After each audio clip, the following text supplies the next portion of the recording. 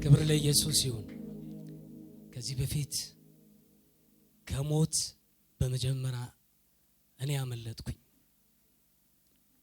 ባለቤቴ ባጋጣሚ እርግዝና ተከሰተና ሐኪም ቤት ገባች። ሐኪም ቤት ገብታ እሷም በሞትና በህይወት መካከል ገባች። ያውም አይሲ ውስጥ ዶክተሮች ካላችሁ አይሲ ውስጥ ገብቶ ከስንት አንዱ ነው የሚወጣው። የወጣችሁም ልትኖር ይችላላችሁ። ግን እግዚአብሔር በህይወቴ ላይ አስደናቂ ነገር አደረገ። ክብር ለኢየሱስ ይሁን፣ ስሙ ይባረክ። እኔም እሷ ቀጠሮ ብለው ሰተውን ከዚህ በፊት ማለት ነው ከሁለት ዓመት በፊት ማለት ነው ቤተክርስቲያን በጣም በጸሎት ሐዋርያው ደሬ መጋቢ ዘኒ አንድ ፓስተር ነበረ። ለሶስት ቀን በሙሉ ነው ጾም ጸሎት የያዙት። ለምን? ሞት ነው የመጣው በህይወቴ ላይ ሞት መጣ። እኔ ደግሞ እዛ በቃ እናንተ ሄዱ እኔ እመለሳለሁ ከኋላ ብዬ መሽቶ ነበርና ቀጠሮ ሲሰጡን ነገ ነው ሲሉን እነሱ በራይድ መጡ። እኔ ደግሞ ከኋላ መጣለሁ በታክሲ 1 ሰዓት አካባቢ ነው ደርሳለሁ አልኩኝ።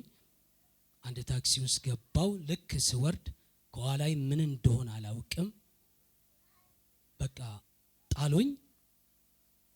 ሞት መጣ። በቃ የመጣው ሞት በትክክል መጣ። በቃ ሊገሉኝ ሞተ ብለው ከፊት የሆነ ቀይ መኪና አቁመዋል።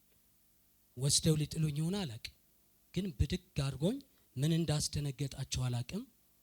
ሞባይል ወስደዋል። ሰዓት ነበረ፣ እንደውም አፖስትል ነበረ ለአገልጋይ ብሎ ለኔ ያሰረልኝ። እሱን ወሰዱ። በጣም ከዛ አመለጥኩኝ። ክብር ለኢየሱስ ይሁን፣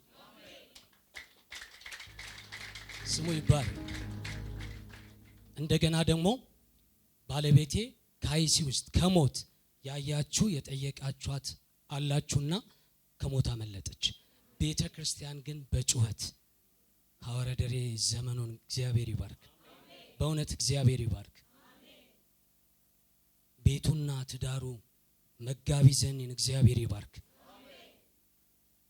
ከዛ አመለጥን፣ ከሞት ተረፈች፣ ወጣች። ክብር ለኢየሱስ ይሁን። ዛሬ ግን የቆምኩት ትልቅ ምስጋና በቤቴ ላይ እግዚአብሔር አደረገ። ስሙ ይባረክ። ክብር ለኢየሱስ ይሁን። ከዛ ምጥ በኋላ ከዛ ጭንቀት በኋላ እንደገና ደግሞ እግዚአብሔር አረገዘችና እዛው ሐኪም ቤት ትመረመር ስለነበረ ሄድን። ስንሄድ መጀመሪያ ጤና ጣቢያ ሄደች።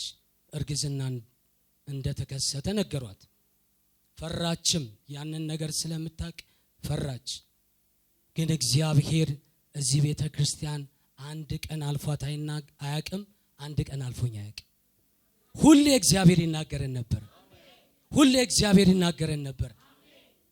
ምንድነው እስከነ እሷ ትገረማለች። አርፍዳ እንኳን ስትመጣ እግዚአብሔር ይናገራታል። እንደውም ሐዋርያ ደሬ አንድ ቀን እንደዚህ አለችኝ። ሐዋርያው አለችኝ፣ እቤት ገባው አለችኝ። እንደውም ምሳ ስበላ ቁጭ ብለ ከዚህ በኋላ አንቺ ስትወልጂ በሰላም ትወልጃለሽ አለኝ አለች። ምንም እኮ የለም፣ እርጉዝም አይደለችም ያኔ። እንዴ እስቲ ሂጂና ተመርመሪ። ምንም የለም። ክብር ለኢየሱስ ይሁን። ምንም የለም። በቃ ያፉ ቃል እኮ እግዚአብሔር ይሰራል። ሁሌም ይጸልይልሽ የለ መቼ ያልፎሽ ያቃል ጌታ አልኳት። ከሆነ ከ2 ወር በኋላ እርግዝና ተከሰተ። ክብር ለኢየሱስ ይሁን፣ ስሙ ለዘላለም ይባረክ። ከዛ ከተከሰተ በኋላ አሁንም የእግዚአብሔር ታምር ነው፣ ማስረዘሚያ አይደለም። እግዚአብሔር ያደረገው ታምር በሞባይል ላይ ያለ በኋላ ማሳየት እችላለሁና አሁን ከተከሰተ በኋላ ሴት ልጅ ስትወልድ ሆስፒታል ላይ የ24 ሰዓት ሽንት ይባላል አምጡ ስለሚባል ስንወስድ 3800 ምናምን ሆነ። እንዴት ከጳውሎስ ነው ወደ ፓስተር የተላክ ነው ማለት ነው። ሐዋርያው አልኩት ምንድነው አልኩት። ስለው እግዚአብሔር ሰው ስለሆነ ምንም አይደለም፣ ምን ትፈራለህ? ይሄ አይደለም ጸልያለናል። ጸለየ።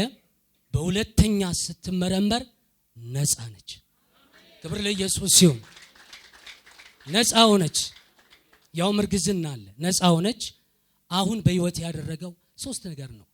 እግዚአብሔር ከሞት አስመለጠኝ፣ ከበሽታ ፈወሳት፣ ድንቅ ልጅ ሰጠን። ክብር ለኢየሱስ ይሁን። ስሙ ይባረክ፣ ስሙ ይባረክ። ለጌታ ክብር አምጡ። ስሙ ይባረክ። አመሰግናለሁ ጌታ።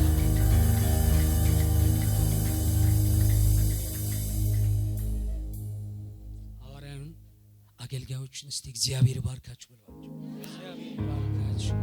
እግዚአብሔር ይባርካችሁ።